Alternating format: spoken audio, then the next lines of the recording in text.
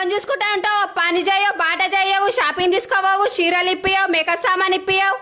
ఎందుకు కొలుతున్నావు అంతగానం? అబ్బా హలో డాక్టర్ సాబ్, కుట్లే నీకు ఎన్ని పైసలు తీసుకుంటావు? 500 తీసుకుంటా.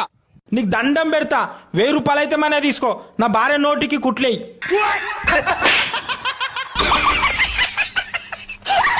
బుజ్జి కూరగాయల దానికే పోయింది, ఇంకా రాలేదు. ఏమై ఉండొచ్చు? ఏమైంది బుజ్జి?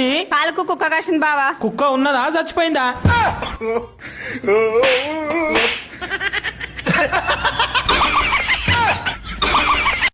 బుజ్జి ఆకలి అవుతున్నది, తిన్నింకే అన్నం పెట్టు కదా బుజ్జి.